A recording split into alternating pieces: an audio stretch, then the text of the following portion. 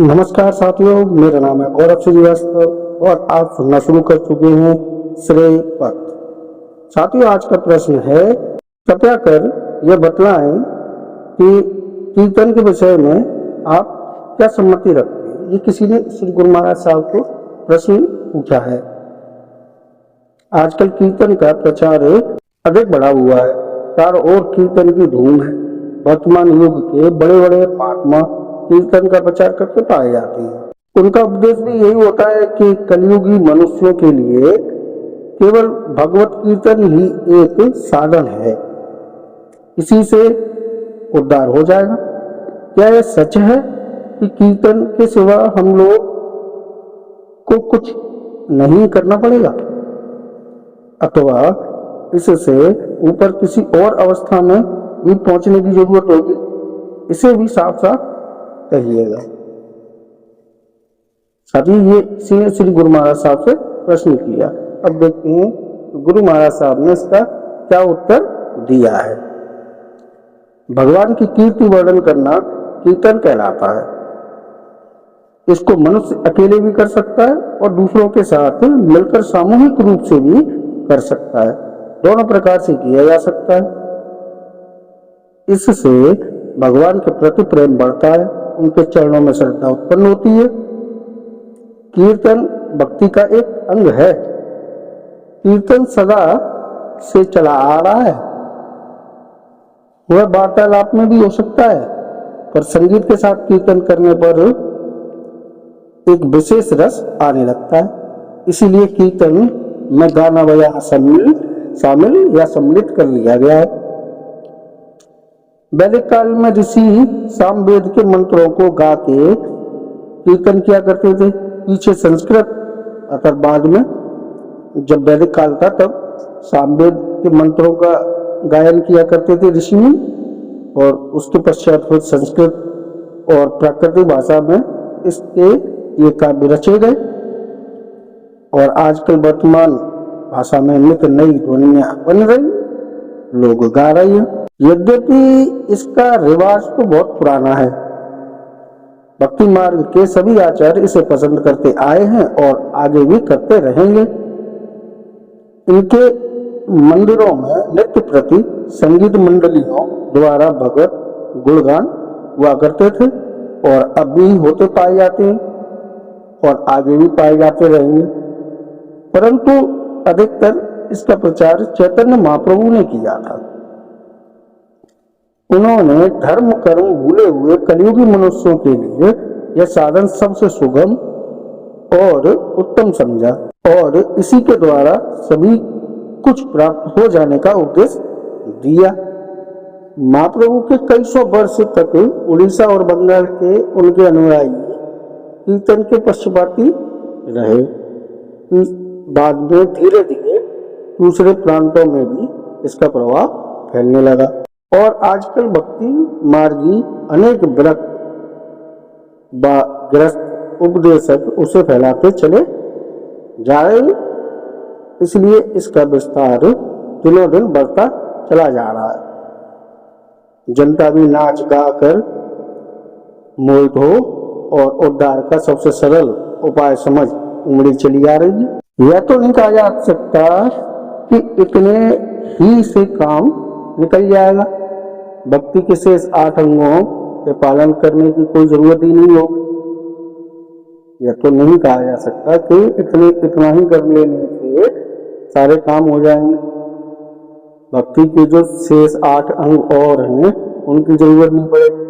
मगर जो लोग दिन रात संसारी गंदगी में पड़े अशांति और अधर्म का जीवन बिता रहे हों, उनके लिए कुछ समय के लिए भगवत भजन में शरीक हो जाना, उसमें सम्मिलित हो जाना और थोड़ी देर के लिए प्रसन्नता व शांति लाभ कर लेना, ना करने से बहुत अच्छा।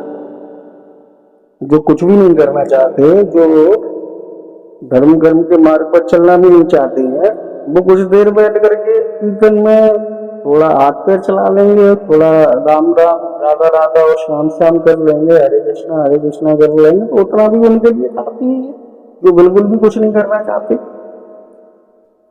अब आगे देखिए, गुरु महाराज बता रहे हैं कि कीर्तन के रजोगुणी और सतोगुणी भेद, कीर्तन के भी गुरु महाराज साहब यहाँ बता रहे हैं कि रजोगुणी कीर्तन और सतोगुणी कीर्तन दोनों क्या है, इनके बारे में सुनिए कितना सुंदर ये गुरु महाराज साहब ने बताया। प्रकृति 3 गुणों की बनी हुई है, सब जानते हैं, रामाश्रम सत्संग में तो सभी जानते हैं कि प्रकृति 3 गुणों से बनी हुई है।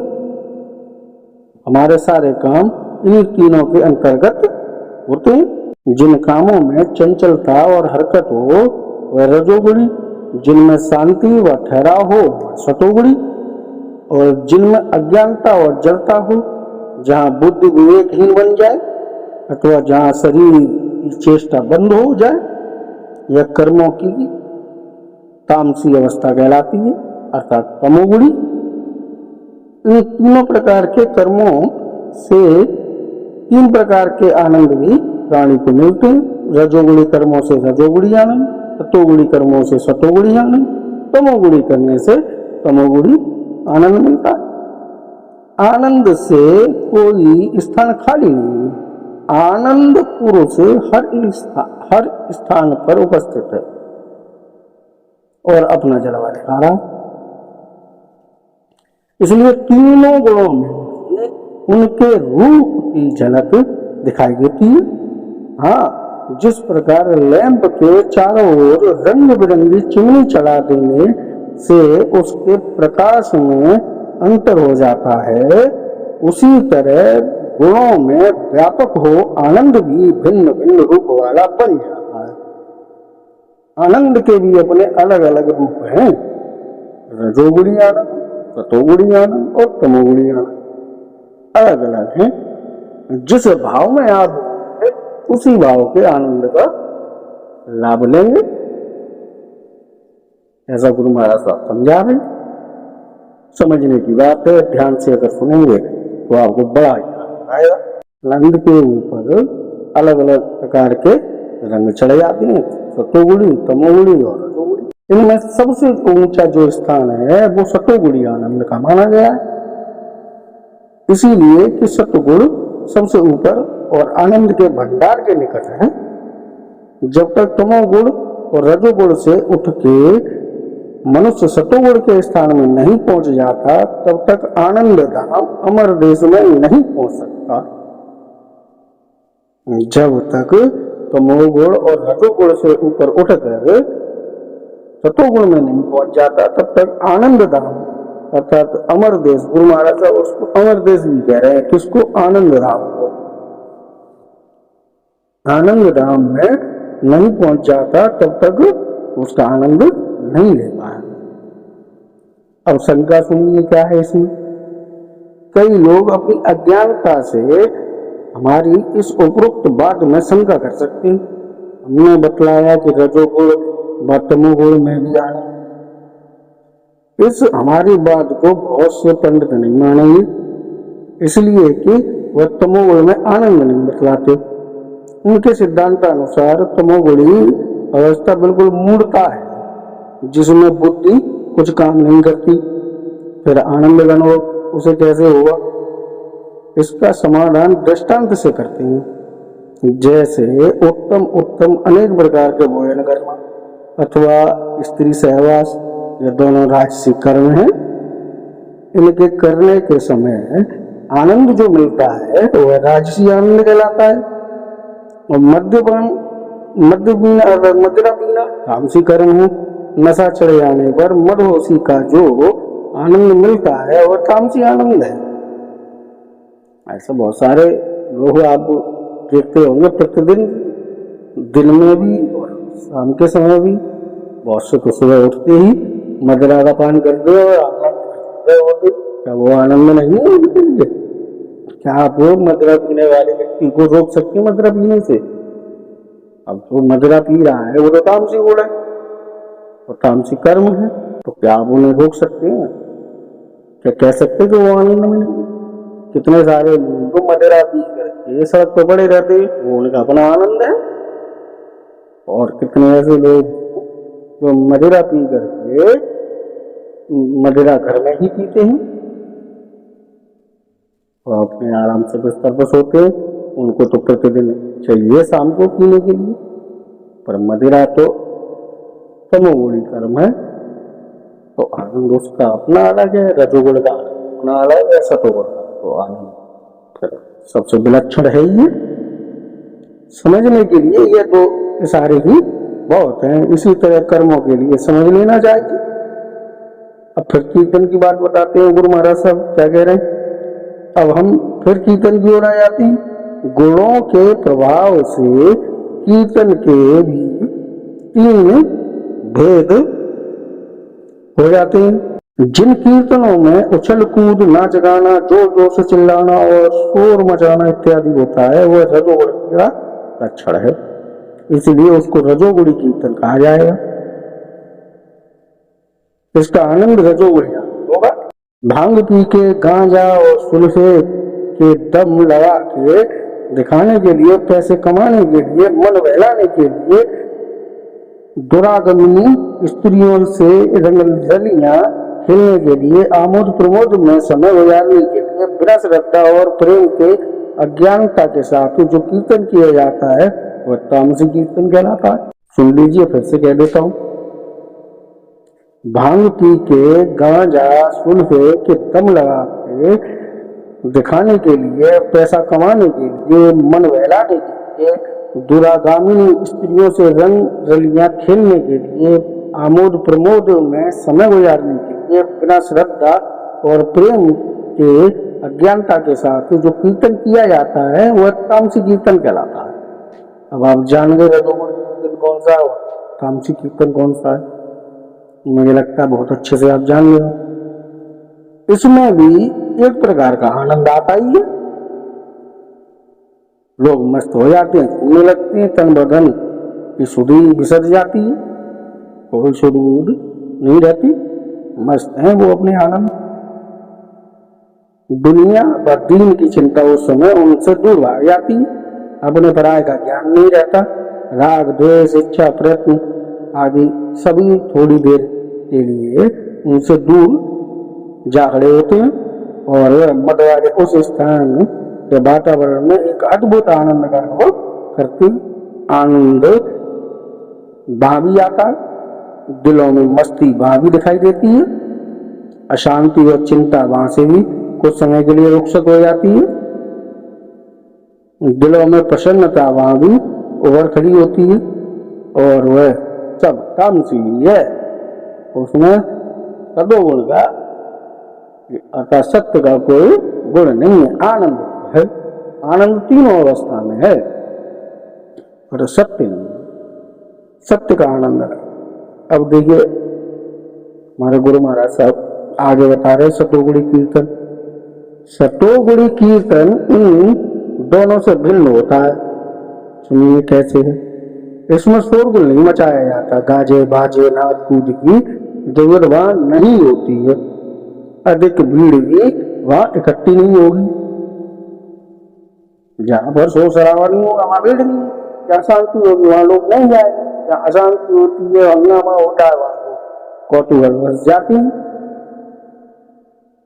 यह तो सत्य है। कितने ही ऐसे लोग होंगे जो सुन रहे होंगे, जहाँ शोर हो रहा होगा दौड़ के बाद तो पहुंच जाएंगे, जहाँ शांति से 4 लोग खड़े होंगे, बैठे होंगे, बातें कर रहे होंगे शांति से, आप नहीं वहां खड़े होना चाहेंगे, जहाँ चर्चा चल रही होगी वहां, अरे छोड़ो ये तो है बातों में लगे रहते। ऐसे लोग होंगे सुन भी रहे हो, ईश्वर के नाम से लाग जाते हो। तो ये प्रवृत्ति है मनुष्य की, जहाँ शोरगुल हो रहा है वहाँ कौतूहल बस जाता है, वो खींच लेती है। ये प्रभाव है, ये चुंबकीय प्रभाव तमोगुण और रजोगुण का। सत्य जो सत्य है वो सुगंधी है, वो सुगंध फैलाती है।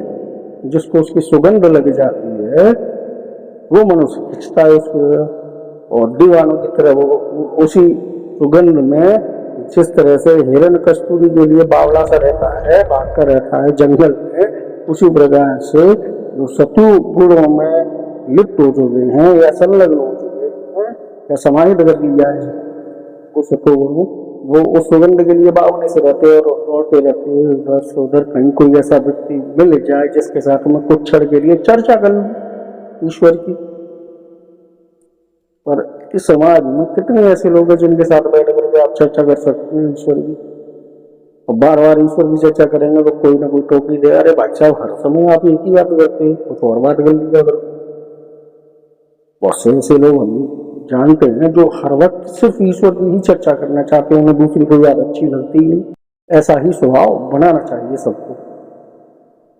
हर पल अपने गुरु महाराज के ख्याल में रहो। आंख अगर बंद हो, गलती से भी बंद हो, तो सिर्फ गुरु महाराज दिखने चाहिए, दूसरी कोई चीज।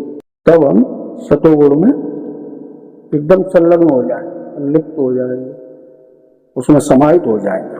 मुख्य मुख्य प्रेमी की जिनमें नीचे और ऊंचे सभी दर्जे वाले होते हैं, किसी एकांत स्थान में शांतिपूर्वक बैठते हैं। ये सतोगुणी कीर्तन की बात चल रही है। फिर से कह देते हैं, सतोगुणी कीर्तन इन दोनों से भिन्न होता है।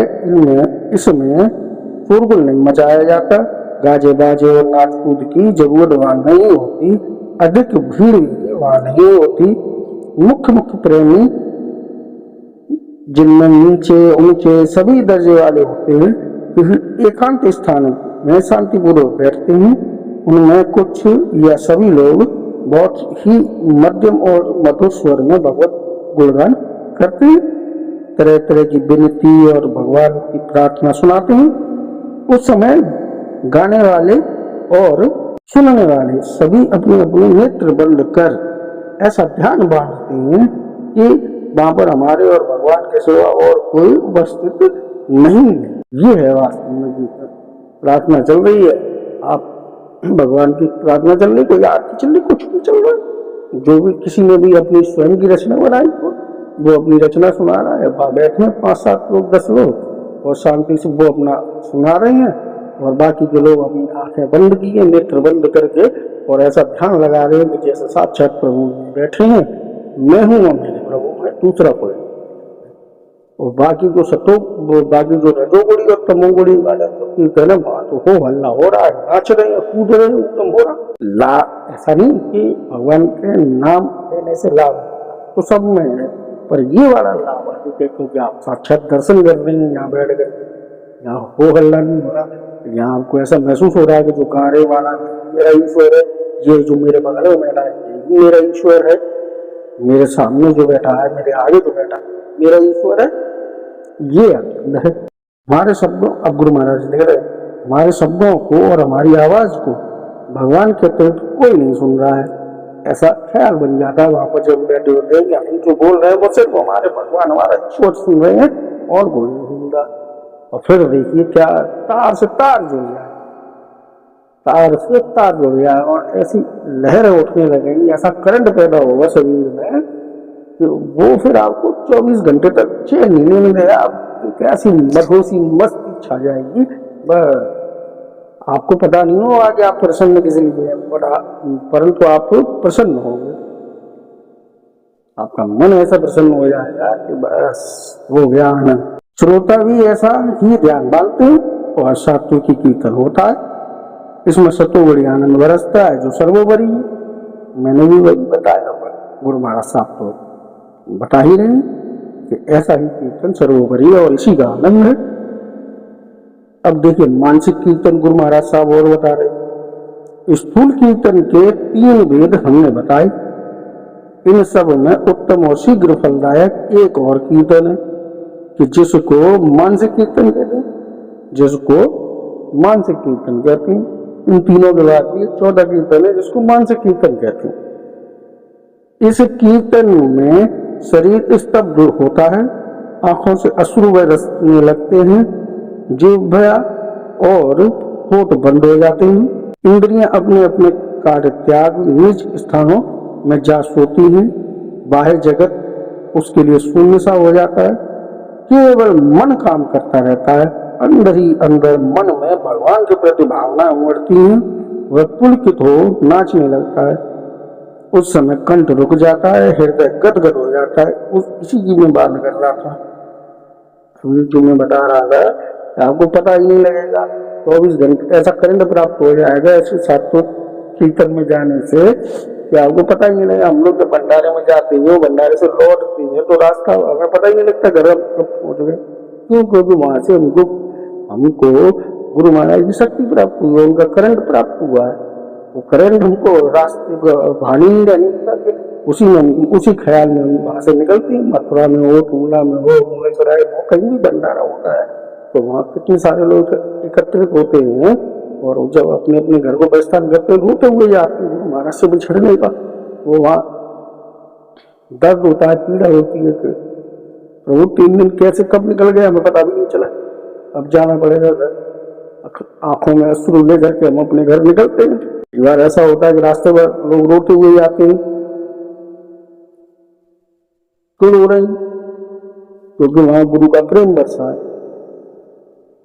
वहां हमको ऐसी शक्ति दे दी, ऐसा हमारा हृदय पवित्र कर दिया, जो मन आवरण हमारे अंदर भरे थे वो सब साफ हो गए। यही कीर्तन का लाभ है। और वहां से हम लौटते हैं तो घर पर भी आ गए, कई दिन तक हमारी वैसी हालत रहती है, हमें पता ही नहीं होता कि हम इतने आनंद में कैसे हम क्यों प्रसन्न है, क्या हमें प्राप्त हो गया हमें पता ही नहीं, पर हमारा मन आनंद देते। ये है वास्तविक कीर्तन। इस कीर्तन का आनंद है, इसी को गुरु महाराज साहब मानसिक कीर्तन बता रहे हैं। बाह्य जगत उसके लिए शून्य सा हो जाता है, केवल मन काम करता है। अंदर ही अंदर मन में भगवान के प्रति भावनाएं उमड़ती हैं, वह पुलकित हो नाचने लगता है। उस समय कंठ रुक जाता है, हृदय गदगद हो जाता है और वह थोड़ी देर के लिए उसी ओर खिंच जाता है। उसको लक्ष्य का वो ज्ञान रहता है, पर कभी कभी अपने को भूल सा जाता है। ऐसा कीर्तन सब में श्रेष्ठ माना जाता है और ऐसा कीर्तन करने वालों को प्राप्ति शीघ्र भी होती है। तो साथियों, आशा करते हैं कि गुरु महाराज साहब का कीर्तन के प्रति बताया गया उत्तर आप सबको अच्छा लगा होगा और ये आपके लिए लाभकारी रहा होगा। मेरा अनुरोध ये रहेगा कि गुरु महाराज साहब के इस प्रवचन को बार बार सुनें, इससे आपको लाभ प्राप्त होगा और अपने सभी मिलने जुलने वालों को भी इस बात को पहुंचाएं और उनके पास ये वीडियो भी भेजें, जिससे कि वो भी सुन सकें और भी लोगों को इसका लाभ मिल सके कि कीर्तन क्या है और कैसे कीर्तन करना चाहिए।